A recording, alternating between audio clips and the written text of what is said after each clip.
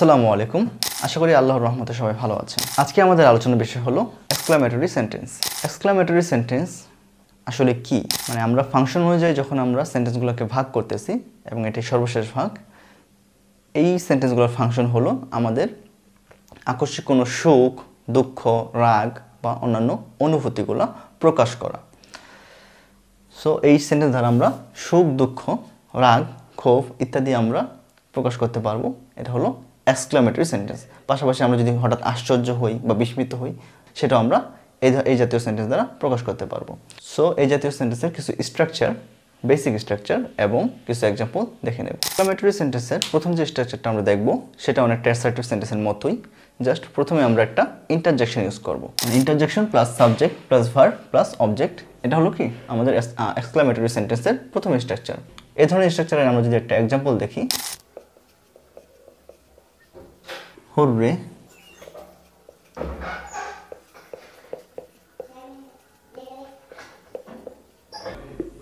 Hurray we have won the match. এরকমই আরও যদি আমরা আরেকটা ইন্টারজেকশন ইউজ করে দেখি, আমরা এলাস ইউজ করতে পারি। Alas, alas we have, just যদি আমরা একই রাখি তাহলে আমরা এখানে বলবো we have lost the match. Alas, we have lost the match. So এই জাতীয় আরও অনেকগুলো ইন্টারজেকশন আছে, আমরা কিছু ইন্টারজেকশন দেখে নিই। এখন এক্সক্লামেশন প্রকাশ করার জন্য যেসব শব্দগুলো ইউজ করি সেগুলোর বাংলা অর্থ দেখে নেব। যেমন প্রথমে আছে হুররে। হুররে এটা হলো আমরা আনন্দ প্রকাশ করতে ব্যবহার করব।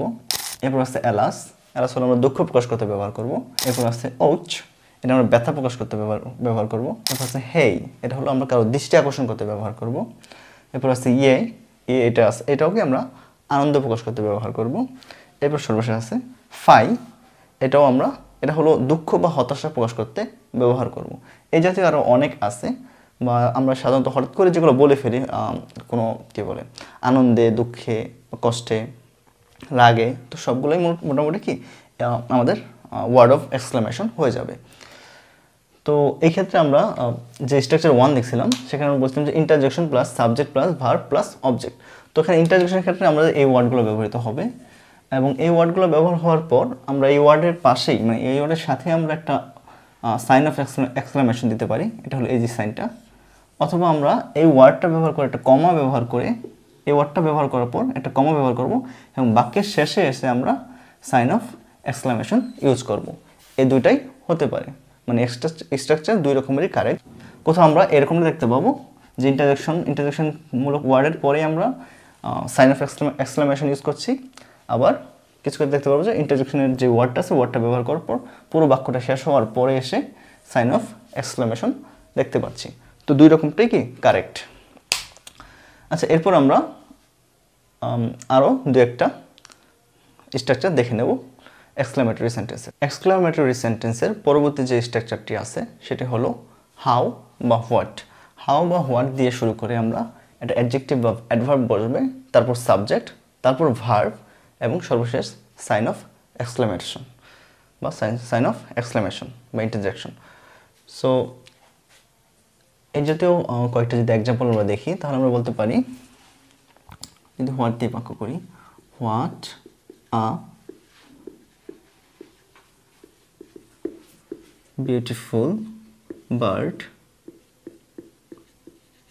it is. মানে what a beautiful bird it is, কত সুন্দর একটি পাখি। এরকমভাবেই আরও বাক্য তৈরি করা যেতে পারে। how happy you are, তুমি কত সুখী।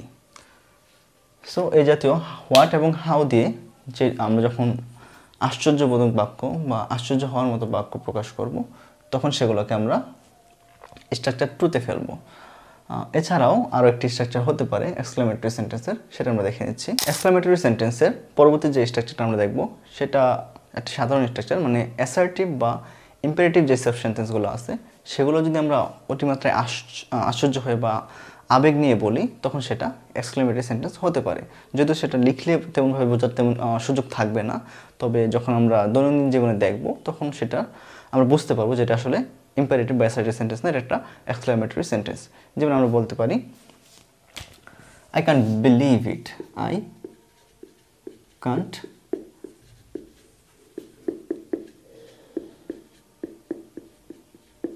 যে আমি এটা বিশ্বাস করতে পারছি না, এমন একটা সংবাদ আসলো যে এটা আমি খুব বেশি আশ্চর্য হয়ে গেলাম, তখন আমি বললাম কি আই ক্যান্ট বিলিভ ইট। এরকমভাবেই I am so happy to see you. যেমন অনেকদিন পরে যখন আমাদের বাসায় কোনো গেস্ট আসে তখন আমরা বলতে পারি I am happy to see you. তাকে দেখে আমি কি খুব বেশি আশ্চর্য হয়ে এই কথাটা বললাম, তো এটাও কি একটা এক্সক্লেমেটরি সেন্টেন্স হবে। আবার ঠিক একইরকমভাবে প্লিজ ডোন্ট লিভ মি, এটাও কি একটা এক্সক্লেমেটরি সেন্টেন্স হতে পারে সিচুয়েশন বুঝে, ঠিক আছে। তো এই ধরনের এক্সক্লেমেটরি সেন্টেন্স আমরা দেখতে পাবো, যদিও এটা একটু ব্যতিক্রম। তাহলে এই স্ট্রাকচার দিয়ে যে ধরনের সেন্টেন্স হতে পারে তার কয়েকটা এক্সাম্পল আমরা দেখে নিই। প্রথমেই subject plus verb plus dependent close. যেমন আমরা এভাবে বলতে পারি I am so glad that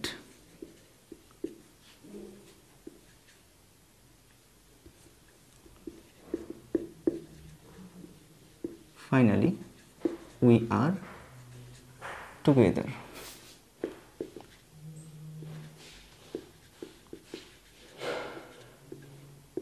so এটাও কি একটি এক্সক্লেমেটরি সেন্টেন্স যে আমি খুবই খুশি যে আমরা অবশেষে একসাথে হতে পেরেছি। বা আবার এরকম হতে পারে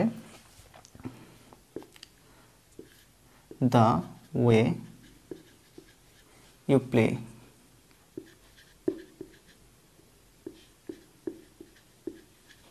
the way you play that the game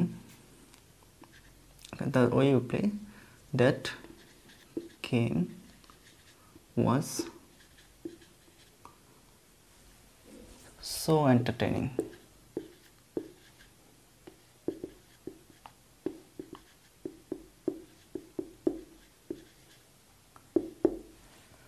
so এগুলো কি আমাদের একরকম এক্সক্লেমেটরি সেন্টেন্স, এবং এর মাধ্যমে আমরা এক্সক্লেমেটরি সেন্টেন্সের সবগুলো স্ট্রাকচার কমপ্লিট করলাম। আশা করি সবাই বুঝতে পেরেছো। ধন্যবাদ সবাইকে। আসসালামু আলাইকুম।